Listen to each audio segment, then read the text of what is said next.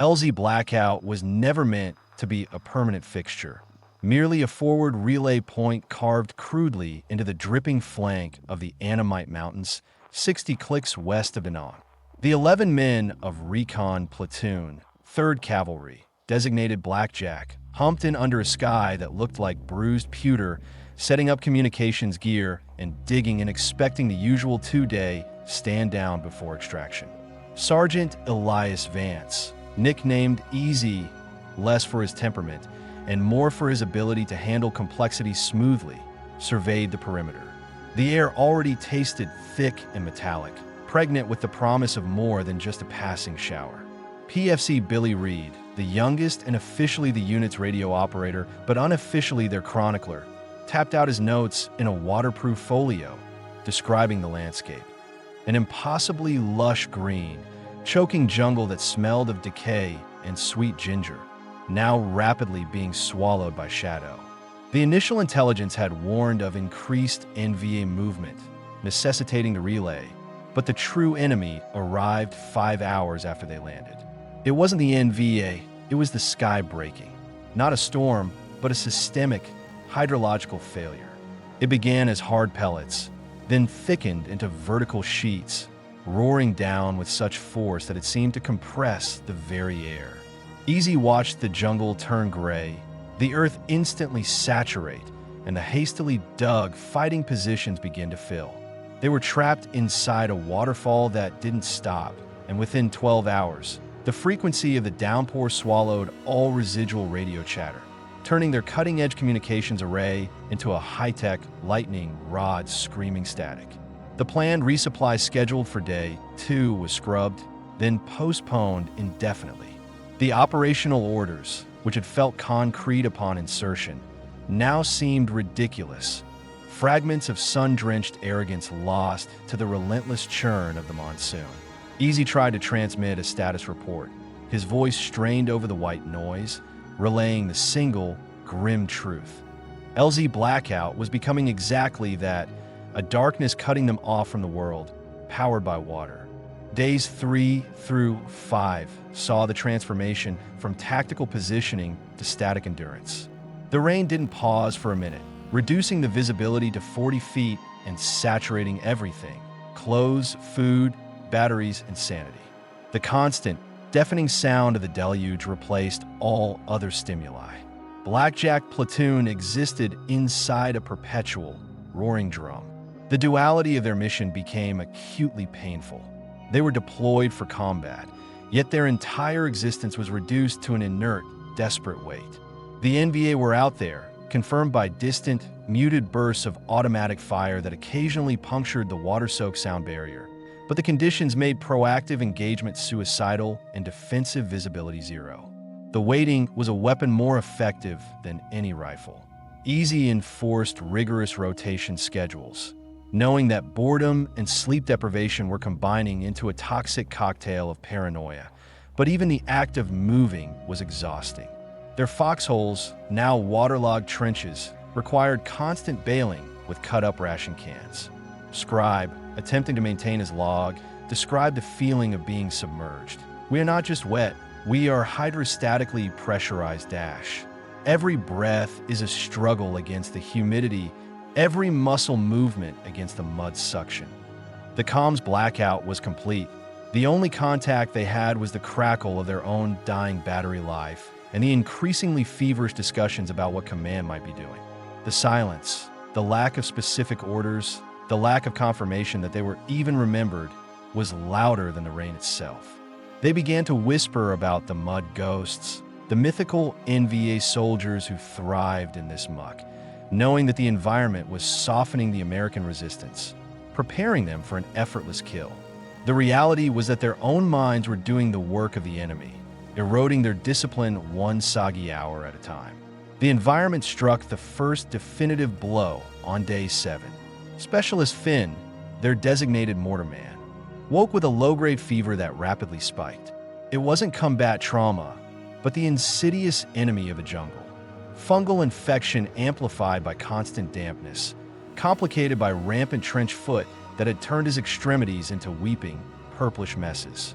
Finn's condition was a stark, agonizing reminder that the clock was ticking, regardless of whether the NVA appeared. Easy knew Finn needed immediate evacuation and antibiotics that they simply did not possess.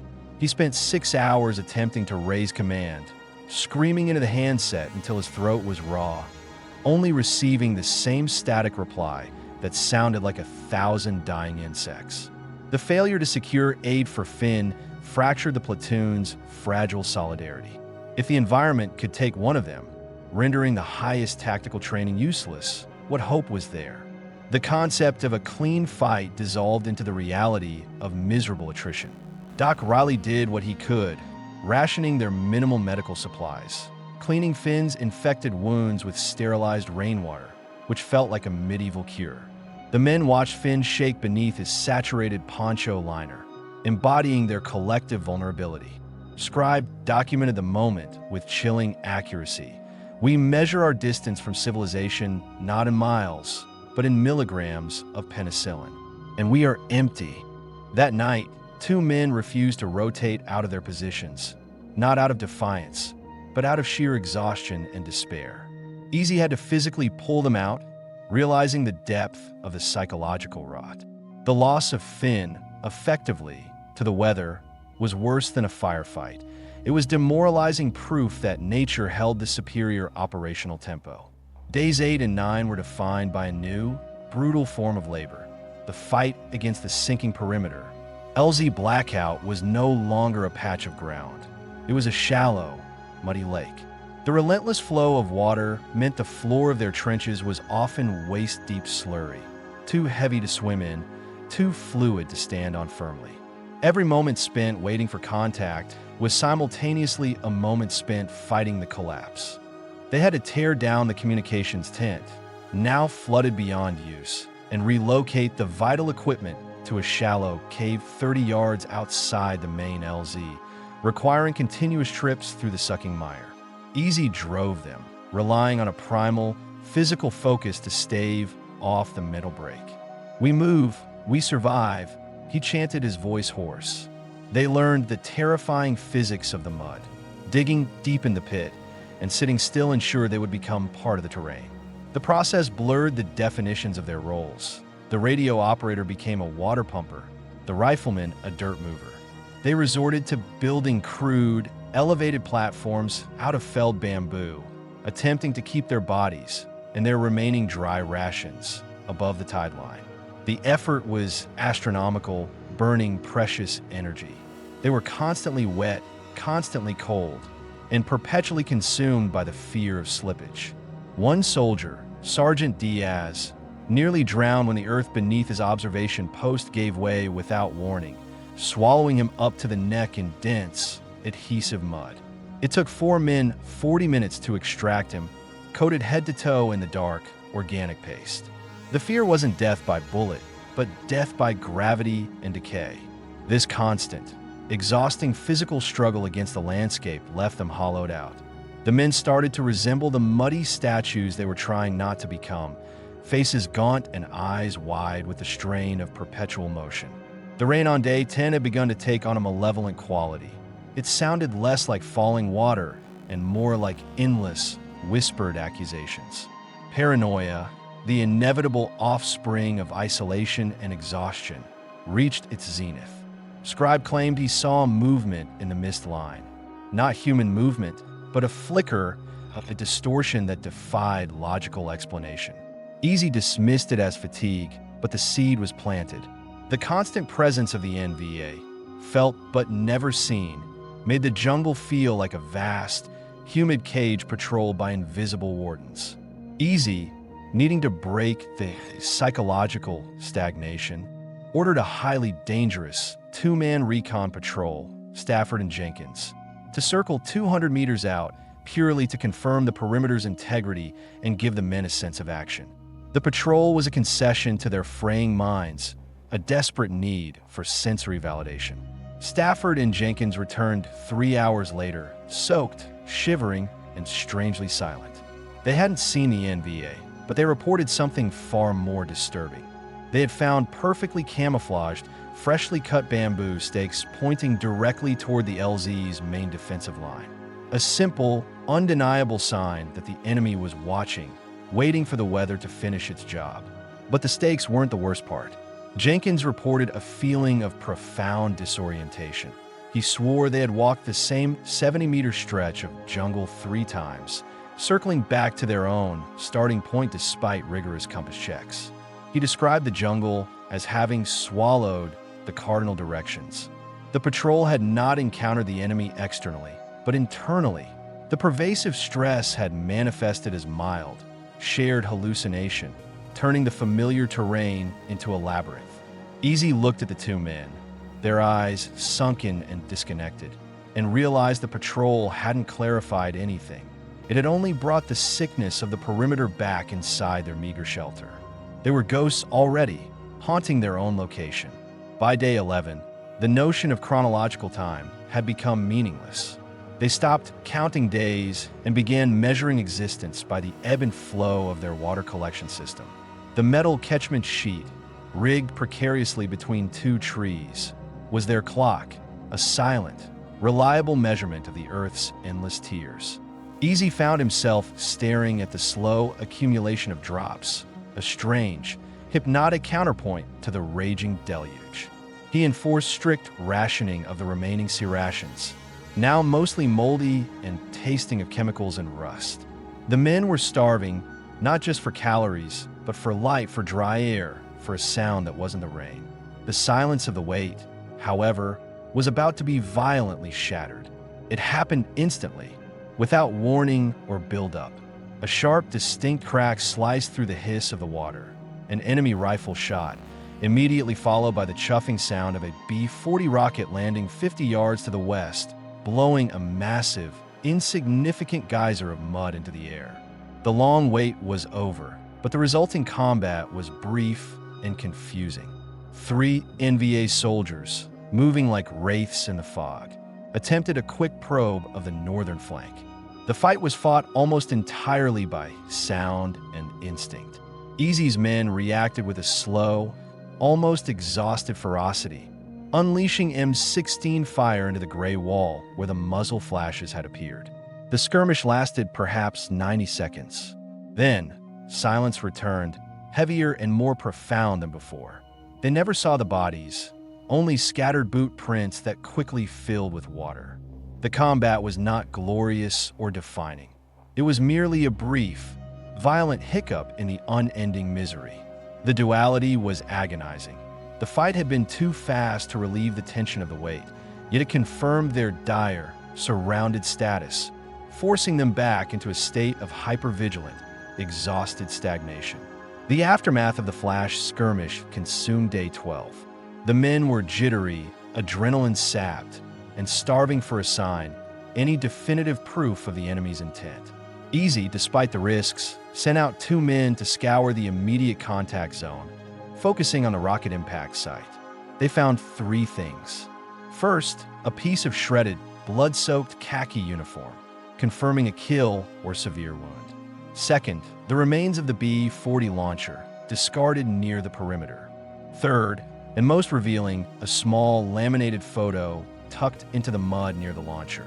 It was a picture of a young Vietnamese woman and a small child, their faces defiant despite the cheap paper curling from the moisture.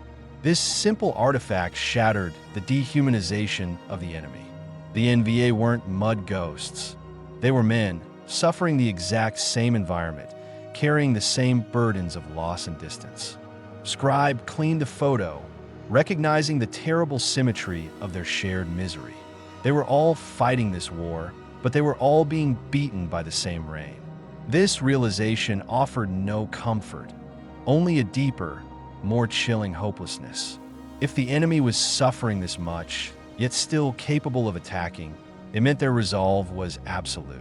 It meant the siege of LZ Blackout was a test of pure environmental endurance. That evening, Easy held a council with the remaining 6 men. He had them look at the picture. He didn't preach about shared humanity, but about shared desperation. They're as wet and tired as you are, he rasped, his voice raw. But they are home. We are standing in the middle of their living room, trying to bail out the flood. We hold the spot because if we don't, we've drowned for nothing. The shared image became a dark, muddy totem, a reminder that the war was universal misery, and they were stuck in its soggy center. Day 13 belonged to the mind's final, desperate rebellion. Easy Vance, the rock of pragmatism, began to crack. He woke up insisting the rain had stopped, despite the deafening roar against the bamboo canopy. He stood up, stepping out of the small, leaky shelter, and stared up at the impossible gray ceiling. He didn't see clouds, he saw light. The sun, he whispered, his voice resonating with terrifying certainty. "It's right there, boys. See the gold." The others, exhausted and nearly broken, watched him with fearful curiosity. Easy began to talk, not about tactics, but about the nature of the LZ. He described Blackout as not a position, but a state of being, a temporary purgatory where the laws of nature and man were suspended.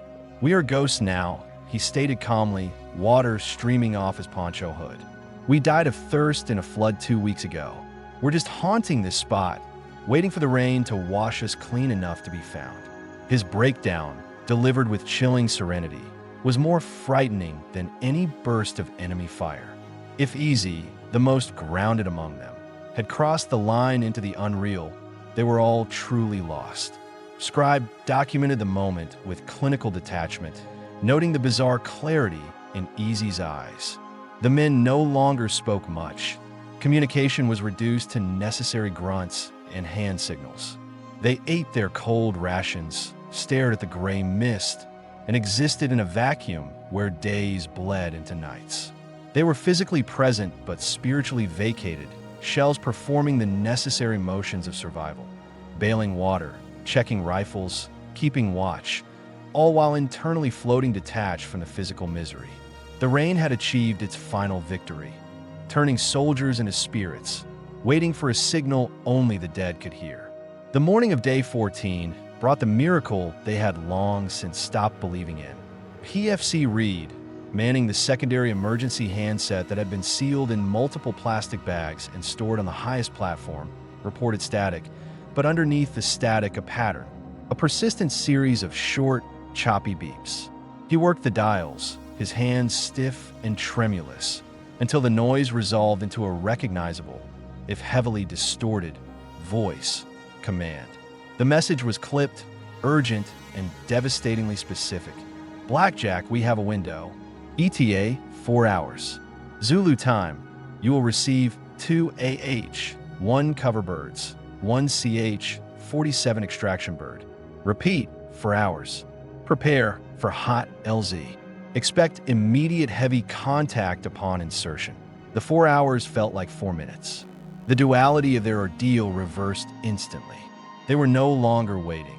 They were transitioning from passive victims of the environment to hyperactive combatants. They had to shift from the slow, conserving crawl of survival to the manic, coordinated energy required for extraction under fire. The shock of impending rescue mingled violently with the terror of the final push. Easy snapped instantly back to his tactical self, the haunting light gone from his eyes, replaced by cold, focused adrenaline. The ghosts suddenly had purpose. They checked ammunition, reprimed claymores that were half buried in mud, and established firing lanes they had neglected for days. The immediate threat wasn't the rain anymore.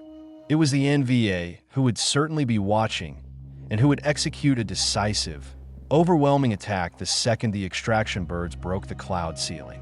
The rain continued, relentless, but now it served a purpose: concealment for their final preparations. The men, their skin pallid and stretched tight over their cheekbones, moved with a sudden, disturbing efficiency, fueled by the sheer, electric horror of realizing the waiting was truly over. Extraction hour arrived in a symphony of orchestrated, magnificent noise. For hours later, the roar of the incoming choppers, a sound so massive and alien after 2 weeks of silence and rain, tore through the cloud cover. The NVA reacted exactly as anticipated. Mortar rounds slammed into the perimeter as the door gunners on the Cobras opened up, creating a deafening, metallic screech that drowned out the rain. Blackjack Platoon, though physically depleted, moved with an animalistic, practiced violence. The sudden, overwhelming noise of real combat was a clarity they had unknowingly craved. They fired at the muzzle flashes that materialized momentarily in the mist, their movements economical, driven by a primal need to get onto that ramp. Easy coordinated the suppressive fire, his voice now a grating shout over the cacophony. Scribe laid down, covering fire, his rifle spitting flame, noting with detached awe how the noise of the M60 was the only thing that felt dry and clean in the entire soggy world. The fight was savage, focusing on the landing zone as the Chinook tried to hover steady in the wind shear and the continuing deluge. They were the last aboard, climbing the ramp as the NVA attempted a final desperate rush. Easy grabbed Scribe, hauling him onto the deck just as the chopper lifted, rotors thumping against the storm. Looking down through the open bay, all Scribe could see was the churning, muddy violence of LZ Blackout, disappearing rapidly into the gray. The men collapsed onto the deck, the noise of the retreating battle fading into the steady, mechanical groan of the CH-47. They were soaked, shivering, and covered head to toe in the dark, heavy mud of the Annamites, but they were alive. They had survived the wait, and in doing so, they had survived the fight. The finality of the escape was not the silence, but the immediate, powerful sensation of the helicopter's internal warmth, a brief, blessed moment of dryness that felt like rebirth after 14 days of being drowned.